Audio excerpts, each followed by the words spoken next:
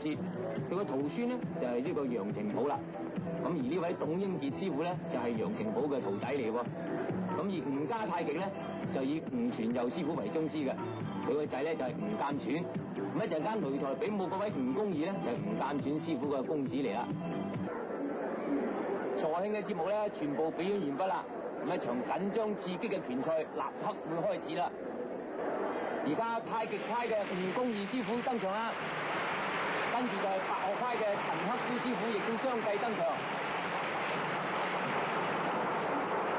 陳師傅嘅打扮咧就好似西洋拳咁嘅，頭先吳師傅嘅打扮咧就叫長衫。呢兩位正所謂一中一西嘅裝束，真係相映成趣啦，就好似中國功夫對西洋拳咁喎。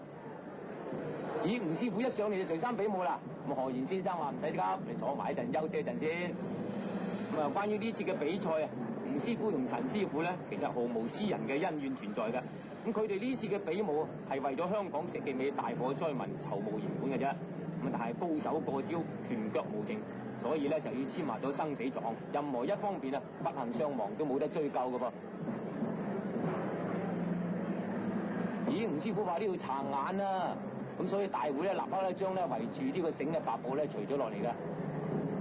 咁一陣間嘅比武嗰陣時咧，我哋會用3個不同嘅角度去拍攝，等各位咧能夠咧精彩咁慢慢欣賞嘅。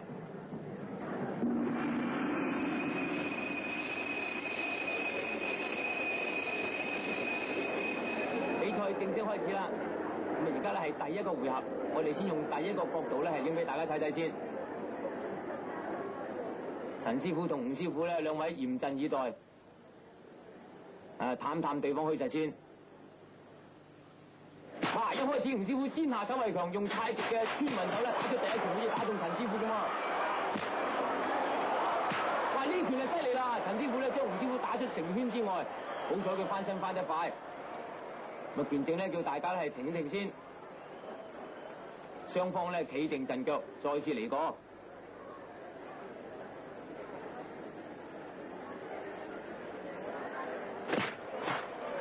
呢度咧大家都好似中咗錘，冇乜邊個着數蝕底噶嘛。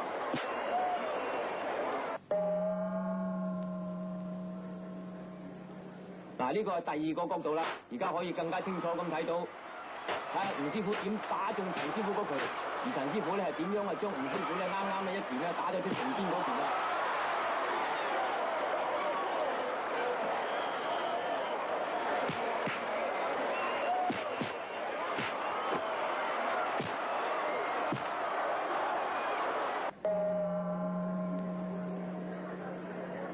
呢個係第3個角度，因為咧有慢鏡，大家可以睇得更清楚啦。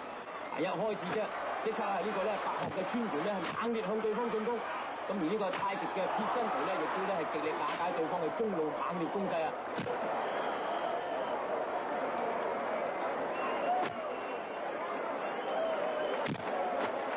大家留意啦，而家太極嘅前鋒手左手一推前，跟住進左馬，一撲前，啱啱呢個時候咧就陳克夫嘅師傅咧係左勾拳啱勾落去，勾正吳公義師傅個頭嗰度咧出咗成圈之外，好彩吳師傅反應得快，回身立刻擋住對方攻勢，咁啊攻戰亦都叫暫停啦，因為咧要對方咧係雙方企定咗陣腳先再嚟比賽，呢個時候見到陳克夫好似抹下個鼻咁啊，唔知有血流喎。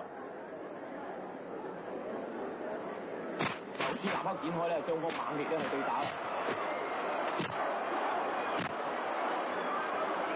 好啦，第一個回合咧已經打完啦。咁喺呢個回合裏邊呢，正所謂喺萬人矚目之下咧，呢兩位武術名家係絕無欺場嘅。佢兩個人一上場立刻展開一場咧係激烈嘅打鬥。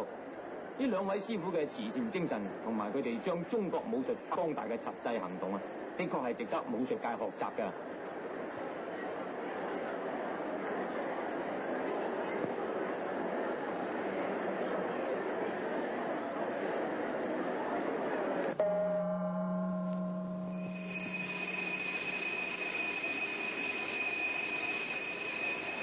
嗱，而家咧係第2個回合啦，咁睇下雙方又用乜嘢嘅招數啦。雙方都係首先探下虛實先。一開始吳師傅即刻揦佢埋嚟咧，一拳打中陳師傅，陳師傅立刻咧展開猛烈嘅反攻。其實頭先嗰錘咧打得好硬㗎。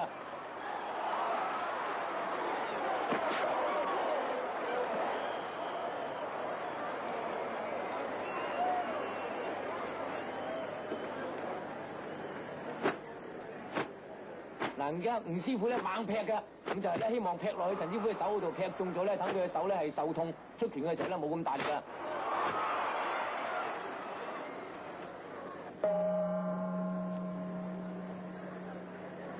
嗱，第二個角度睇下啦，呢下吳師傅一下牽羊手拖陳師傅埋嚟咧，就一錘打出咗下啦。咁令大家亦都可以睇到啊，吳師傅咧用呢個太極嘅前鋒手，即係個左手咧係逼住呢個咧陳師傅嘅進攻嘅。咁佢一撲埋啫，佢就用左直拳咧係衝出，令到陳師傅咧冇法子埋佢身嘅。咁因為大家知道，如果啊陳師傅嘅拳法咁迅速，一打埋身嘅時候咧，對吳師傅嚟講咧係十分不利嘅。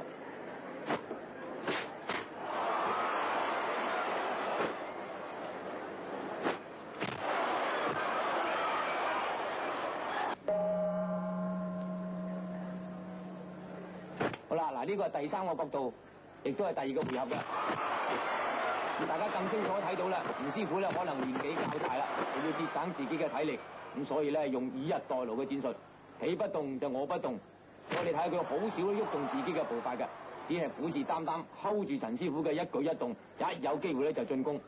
咁而陳師傅呢方面咧係體力健旺啊，腳法靈活，所以佢哋四周遊鬥啦，希望一揾到對方嘅破綻咧，就等待機會立刻咧出擊。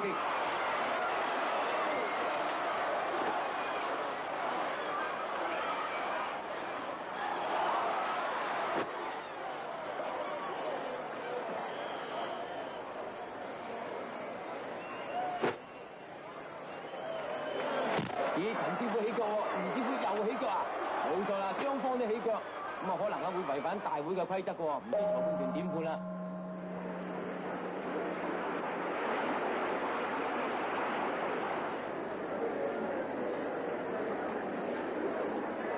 好啦，經過裁判團互相交換意見之後咧，大會咧卒之係判決啦。咁呢次嘅判決咧就係雙方不勝、不敗、不和，好外圍嗰啲咧真係大失所望啊，因為冇結果啊嘛。呢次嘅比賽咧，雖然時間係好短啫嘛，但係將中國嘅武術用喺慈善籌款上面咧，唔單止令到陳克夫、吳公儀呢兩位師傅咧得到慈善拳王嘅美譽，同時亦都喺武林歷史上咧寫下光彩嘅一頁。